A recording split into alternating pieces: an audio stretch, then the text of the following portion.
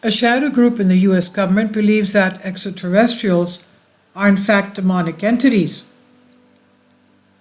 This is by Anthony Bragalia, and it shows one of the reasons why the UFO research is being undermined, the fanaticism of some members of the U.S. government.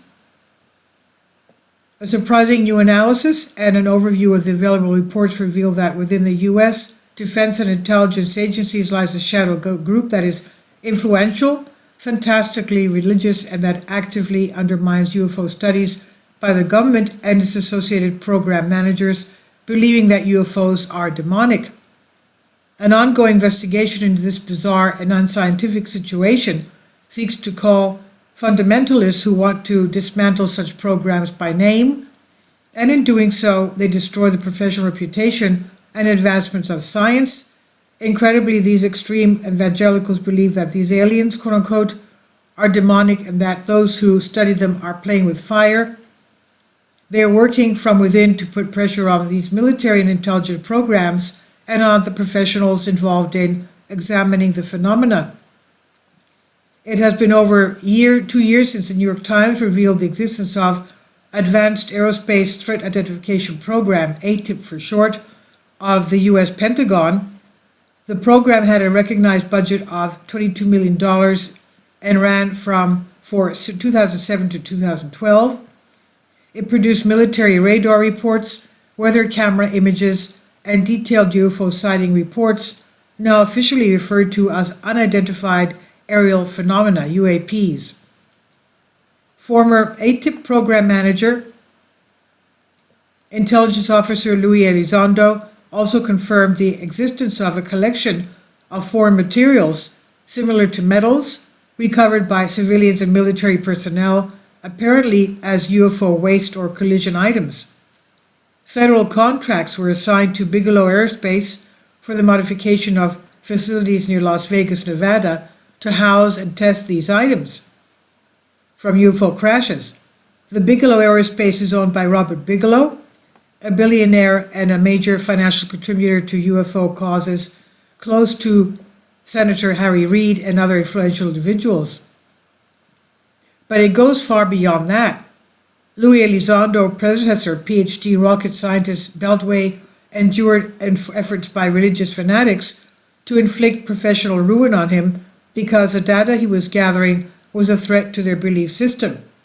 It appears that a specific element of religious extremists has somehow placed itself in the main governing military and intelligence agencies that have allowed them to do so, and that element did not like the discoveries of Elizondo's predecessor and tried to destroy his career because they think UFOs and are demonic occupants. Elizondo himself, in managing the program, experienced obstacles similar to those that imposed his strange ETs devil belief. Incredibly, former UK Ministry of Defence UFO researcher Officer Nick Pope also came forward to say that he was also harmed in his work on the phenomenon by people who consider him satanic, running these unscientific campaigns across the world. And the authors strive to track down and name the religious extremists who are preventing the study of government UFOs and the program managers who may be helping them. And this is a threat, of course, to science. Rationality and free research is rampant. And unfortunately, this set of beliefs is not limited to just one branch or the agency. This superstitious and reactionary way of thinking is difficult to understand, but it spreads to senior U.S. military and intelligence officers who, driven by the strange idea that ETs are demonic, continue to impede authorized study of UFOs. Elizondo discloses interference by officials who claim ETs are demons. The blog of To the Stars Academy, TTSA, on November 1st, 2018, presented a brief article, a little known or mentioned, published by Luis Elizondo, where he writes this in part: unidentified aerial phenomena, UAP, what we call UFOs, have been linked to demons and anti-Christian Jewish beliefs. I experienced this firsthand during my time working on the U.S. government's Advanced Aerospace Threat Identification Program, where certain senior government officials thought our collection of facts about UAPs was dangerous to their philosophical beliefs. In fact, my predecessor's career at ATIP was ruined because of a mistaken fear by a few of the elite.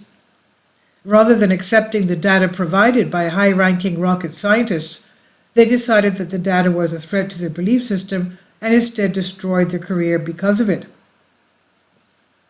These extraordinary admissions by Elizondo indicate that he and the person who held that position previously experienced the same madness, that aliens are the devil, and career impediment by employees who were managers of the UAP program.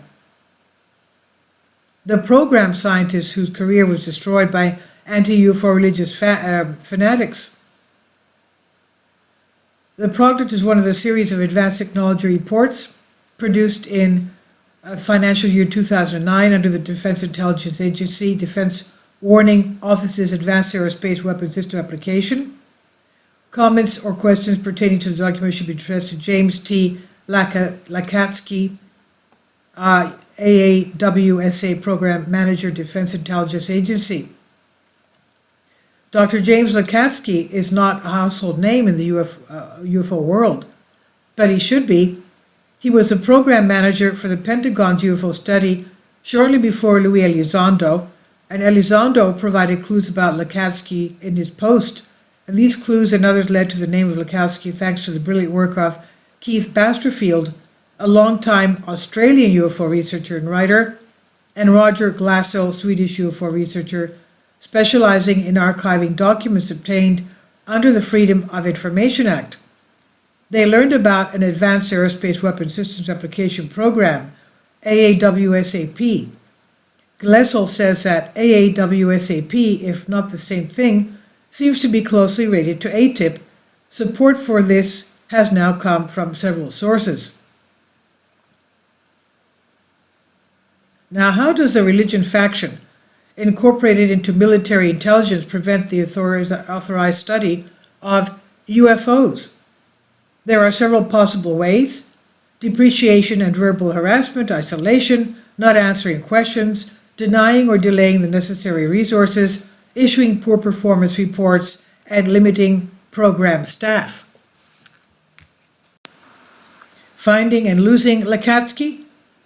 The author located Dr. Lakatsky, 68 years old, and obtained his personal contact information and contacted him directly at his retirement home in Bowie, Maryland, mid-December 2019. Dr. Lakatsky, like many, apparently does not answer the phone from unknown numbers. After a few responses for a few days, I left a voice message asking him to call me back, indicating that I want to briefly count on his assistance in a history of science project. Not receiving his reply, a second and last voice message left by me was more direct and detailed. I asked Dr. Lakatsky to consider telling his story because it's been being told by others mentioning Elizondo, and that we need to call this anti-scientific element now by name and prevent it from happening again, because unfortunately it's still for other people. It's going on. I didn't get an answer from him. Later I contacted his wife, employed by NASA, via work email there. Again, no answer. It's no surprise. I suspect they want peace and federal pensions. Who can blame them? Lakatsky has been through enough Luciferian madness and probably does not want to relive it. He's a silent hero. Lakatsky's interest in paranormal things. I discovered that Lakatsky was raised in a family where Catholic school education is valued. Even his mother was a Catholic schoolgirl, but Lakatsky also has a very strong interest in paranormal and extra-dimensional things. This probably contributes to the reason that the ultra-conservative religious element wanted to expel him. Lakatsky's contacts extend to Reed, Davis, Bigelow, and Elizondo. He's well connected to paranormal UFO circles and probably similar ones. Robertson, Falwell, Huckabee provide information about the mental state of those who think aliens are demons. The group that wished to the expulsion of Elizondo's predecessor share the same views on ETs as religious evangelical extremists as the former U.S. presidential candidate Reverend Pat Robertson. Pat Robertson stated that numerous occasions that ETs are in reality demons and that they are trying to lead people away from Christ. He says that even studying ETs is a serious offense.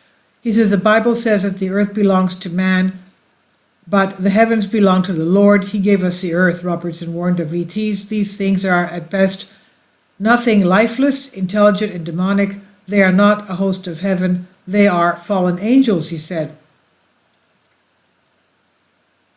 In his 2008 campaign trail, Mike Huckabee also asked about UFO and ET subject, to which he replied and spelled out G-O-D, not UFO. He's well known for expounding about the devil and disparaging talk of extraterrestrials. Report on anti-flying saucer fundamentalist faction, final events by Nick Redfern.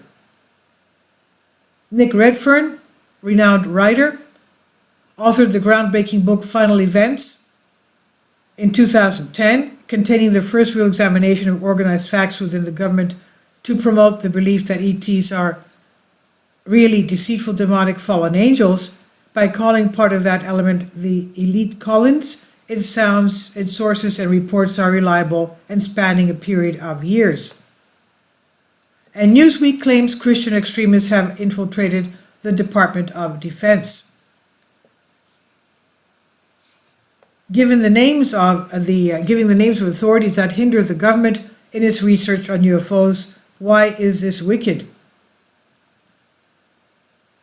Using profile information about this article, as well as clue provided by some unfamiliar with all of these subjects who prefer to remain anonymous at this point, I begin to make a short list of potential people, crossing them with those who may have made statements on the subject, and identify those that are for affected UFO program managers. This is by Anthony Bragalia, and this is on Solask. Please leave your comments, and thank you for your support. Kindly support my Patreon account. The daily posts are 5 videos daily, and they are totally different from what I have on my YouTube channel. Thank you so much for your support, and that you find all my content so interesting. You'll find the Patreon account details in the description box